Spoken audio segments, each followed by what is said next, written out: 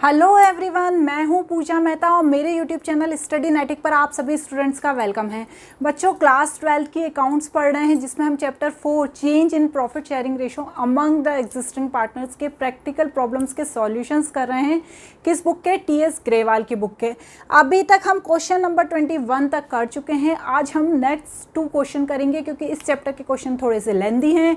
यदि कोई भी ऐसा मतलब डाउट है आपको कि जो आपको समझ में नहीं आया है तो आप मुझसे कमेंट बॉक्स में पूछ सकते हैं। ये क्वेश्चंस में सिर्फ 2 इसलिए करा रही हूँ क्योंकि वीडियो बहुत ज़्यादा लेंदी हो जाता है, फिर आपके लिए भी बोरिंग हो जाता है। ठीक है, लेकिन फिर भी यदि आपको लगता है कि ज़्यादा क्वेश्चन करने हैं तो आप बता दीजिएगा। चलिए स्टार्ट करते हैं, लेकिन उससे पहले मेरे चैनल को ज़रूर सब्सक्राइब करें, लाइक करें, कमेंट करें। कोई भी डाउट है तो आप मुझसे पूछ सकते हैं। क्वेश्चन नंबर 22 को देखिए। Hari, Kunal and Uma are partners in the firm sharing profit and loss in the ratio of 5:3:2 from 1 April 2018 they decided to share future profit and loss in the ratio is 2:5:3. Their balance sheet showed the balance is 75,000 in the profit and loss account and balance of 15,000 in investment fluctuation fund. For this purpose it was agreed. यहाँ पर terms दी हैं कि goodwill जो है वो 3 lakh valued हुई है। The investment having book value 50,000 and value is 35,000। मतलब इन्वेस्टमेंट था 35,000 था, लेकिन उसकी जो बुक वैल्यू थी वो 50,000 है। मार्केट वैल्यू 35,000 हो गई, बुक वैल्यू 50,000 थी। The stock having a book value 50,000 and depreciated by 10%। Pass necessary journal entry. देखिए यहाँ पर सबसे पहले हम क्या निकालेंगे? Gaining partner and sacrificing partner. तो मैं यहाँ पर लिखूंगी calculation of gaining partner, gaining और सेक्रीफाइसिंग पार्टनर। ठीक है, तो देखिए जो ओल्ड रेशो है वो कितना दिया हुआ है? 5:3:2 और जो न्यू रेशो है वो कितना दिया है? 2:5:3। ठीक है, अब मैं हरी, कुणाल और उमा इन तीनों का देख लूँगी कि कौन है गेनिंग पार्टनर और कौन है सेक्रीफाइसिंग पार्टनर। चलिए तो निकालिए आप भी फटाफट से। कुणाल का क्या है? 3/10 - 5/10, 3 - 5/10 मतलब -2/10। और तीसरी कौन है? उमा। तो उमा का कितना है? 2/10 - 3/10 इज इक्वल टू 2 - 3/10 -1/10। तो माइनस वाले कौन हो गए? गेनिंग पार्टनर हो गए ना, और ये कौन हो गए? सेक्रीफाइसिंग हो गए। हुए ना? समझ में ना? ये तो बिल्कुल नॉर्मल सी चीज़ है, वो तो आपको समझ में आ जाएगा। अब पहला पॉइंट दिया है गुडविल की वैल्यू कितनी दी है? 3 लाख। तो बस आप उसके हिसाब से एडजस्टमेंट करिए, एडजस्टमेंट ऑफ गुडविल।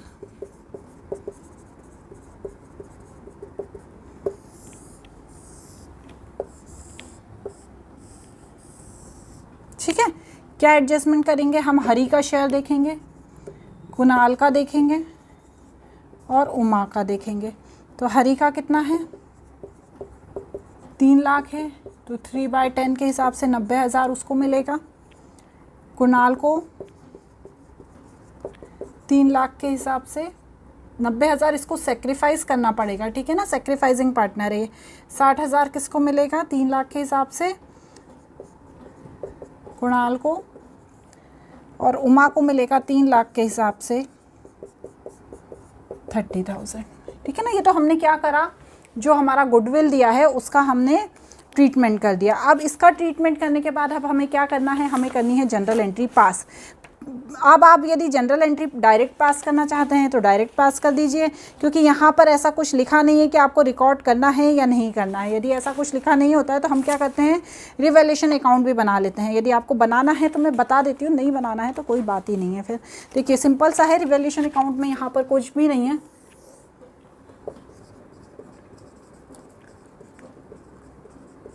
ठीक है, स्टॉक है उसी की वैल्यू क्या हुई है? फ्लक्चुएट हुई है। क्या हुआ है? स्टॉक की 10% डेप्रिशिएट हुई है, तो यहाँ पर 5,000 हो गया। अब यहाँ पर क्या हुआ? रिवैल्यूएशन लॉस हो गया।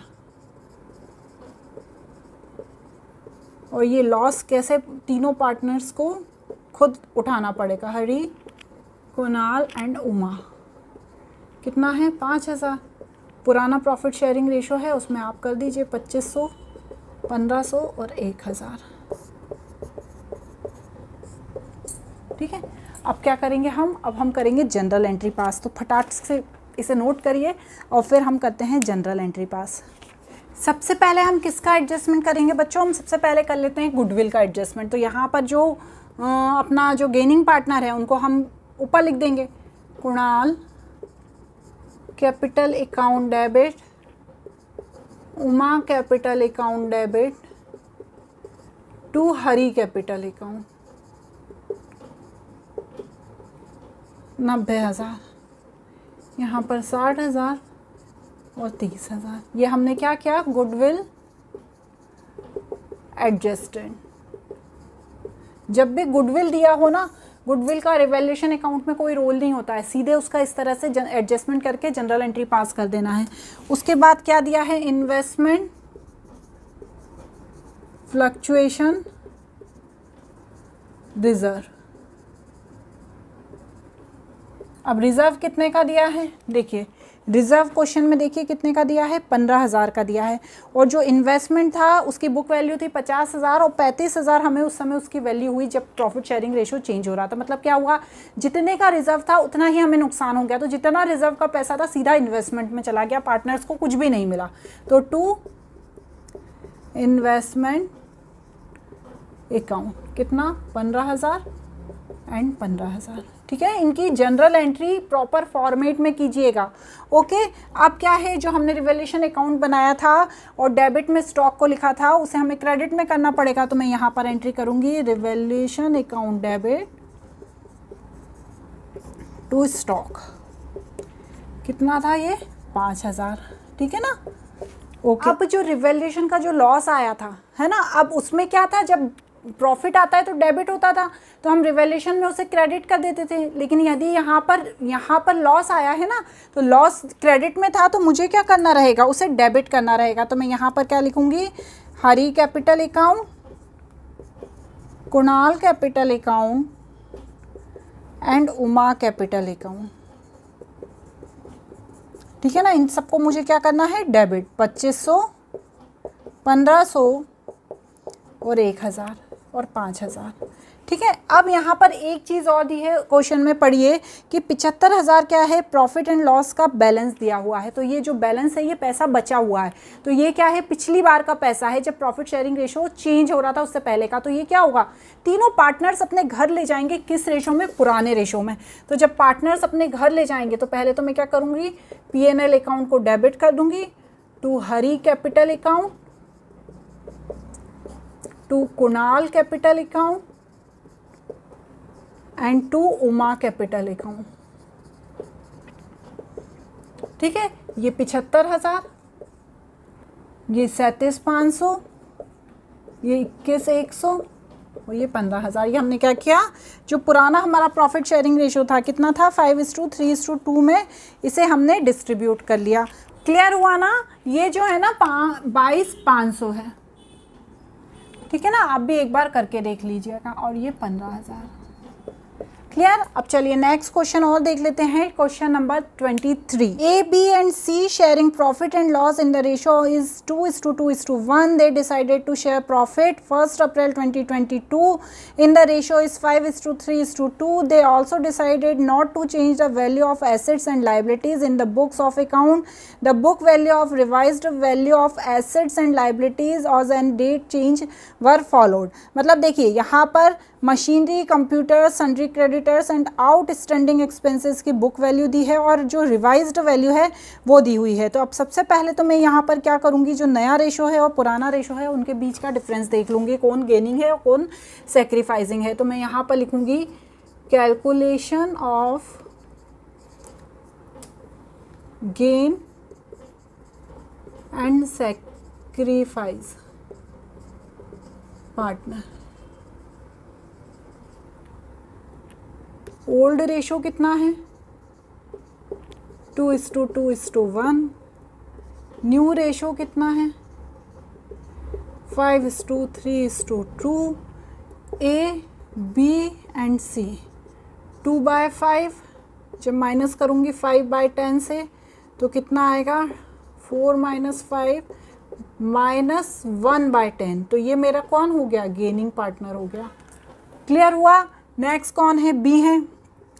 2/5 इसको जब मैं 3/10 से माइनस करूँगी तो एलसीएम निकालने पे कितना आएगा, 4 - 3, तो ये 1/10, ये मेरा सेक्रीफाइसिंग पार्टनर हो गया। ठीक है। और नेक्स्ट है C, 1/5 - 2/10, 10, 2 - 2, ये 0, तो इसको कोई इफेक्ट नहीं पड़ा, ना इसको गेन हुआ ना इसको सेक्रीफाइस करना पड़ा। चलिए अब ये कर लिया, अब हम क्या करेंगे यहाँ पर, अब हम निकालेंगे रिवैल्यूएशन अकाउंट बनाएंगे। ठीक है, तो मैं सबसे पहले यहाँ पर लिख देती हूँ रिवैल्यूएशन अकाउंट। सिंपल सा क्वेश्चन है, अभी तक जो 2-3 क्वेश्चन किए ना, आपको टेंशन हो गया हो उसको करने के बाद तो ये क्वेश्चन बहुत ईजी लगेगा आपको। Revaluation account,